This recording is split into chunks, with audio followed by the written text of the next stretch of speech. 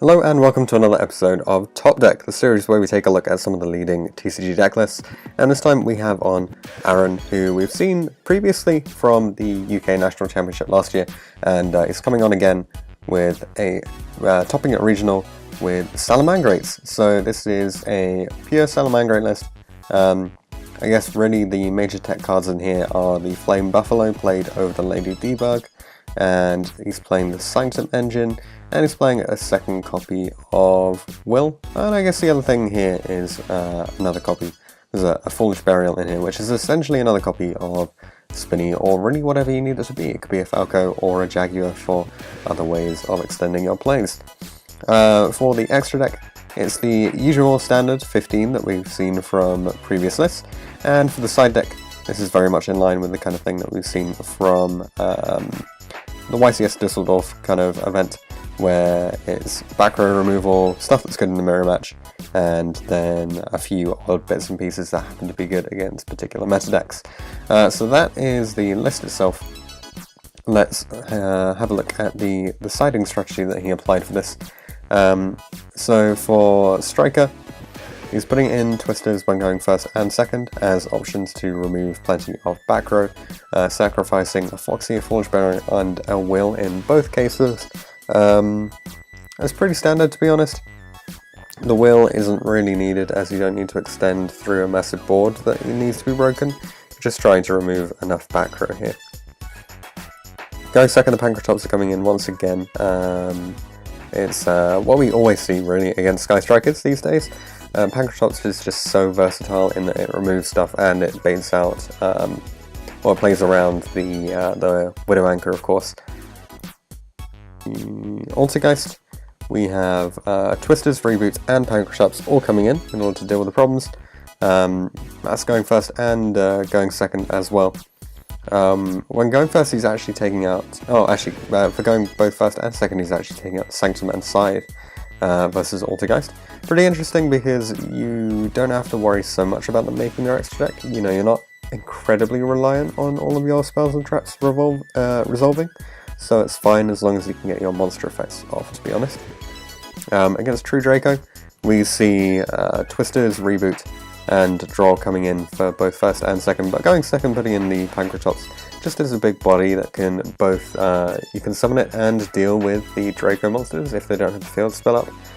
Even if they do have the field spell up, you can still remove the monster, you're just going to have to trigger an effect off, which isn't too much of a problem in general, and it gives you another way of outing back row, which is quite nice.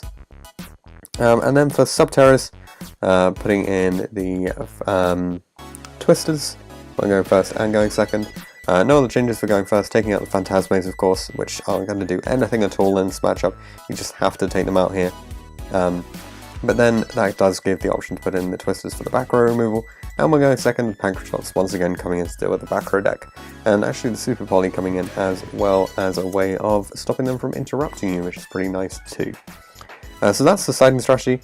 For the rounds, we've just, I'll put them all up on the screen. You can see quite a few Sky Strikers here, one Altergeist, 2 True Draco, and 1 Subterra match.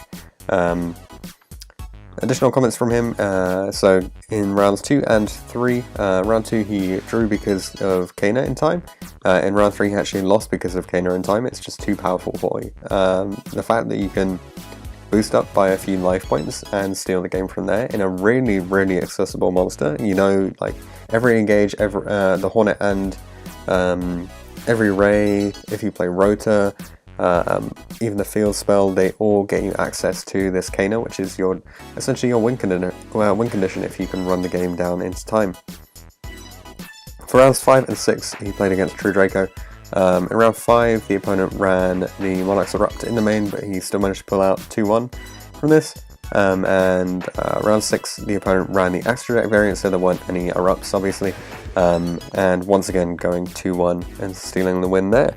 So just a single loss to Sky Striker is a pretty impressive record from this event, and easily taking a top cut spot there. In terms of the additional questions that I asked, he said that the event was really fun and enjoyable. The players were pretty friendly to each other. The venue wasn't really overcrowded, and although there wasn't a lot of space to move between the rounds, getting to your seat could be a bit of a struggle. It was still a great event overall.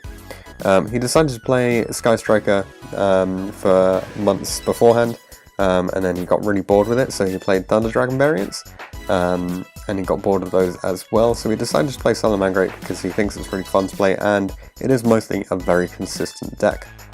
The hardest matchup that he found on the day was True Draco. The deck will typically take game 1 against you because if they win the die roll, the amount of insane floodgates that they can put up can stop you from really doing anything. Things like Summon Limit, Monarch's Erupt, and there can be only one entirely shut down this deck. But after game 2 and 3, you're able to slide in outs to all of these anyway. In terms of differences between this deck and the others, there's not an awful lot relative to the standard build that is different. He said that he opted to play 2 Will and Salamangreat and 1 Forge Burial, putting him to 41 in the main, just so he can have some additional extenders.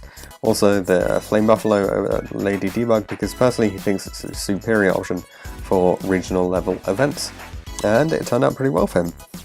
In terms of changes that he'd make to the deck, he doesn't have anything off the top of his head that he knows he wants to do, but he'll definitely be incorporating the new Signet Mining card when it gets released, which we've seen be very popular in the OCG list. The most influential set to this deck is obviously the Structure deck, and Soul Fusion on top of that as well, and the upcoming things that he's excited about are the Huddersfield Regional, which will be in May, and of course Nationals and future events. In terms of shoutouts, shoutouts go to Mackie Chen because he offered some really valuable insight into making the deck when he first went about building it, and of course shoutouts to the lads he went to the event with.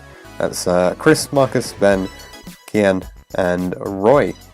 Overall, he says that the deck performed exceptionally well, but he found the Artifact Engine and Phantasmate to have underperformed solely on his particular matchups on the day, but of course that didn't stop him from taking that top spot. So thanks very much for coming on, Aaron, and sharing your list with us. Let us know if you have any comments or suggestions on this list in the comment section down below, and stay tuned for more episodes of Top Deck. Thanks for watching this episode of Top Deck. If you have any comments or suggestions that you would like to make, leave them in the comment section down below. Check out the description for details of how you can get involved in this series. You can enter by voice interview, or instead you could just send all of your information over Facebook Messenger. Anything like that will be absolutely fine.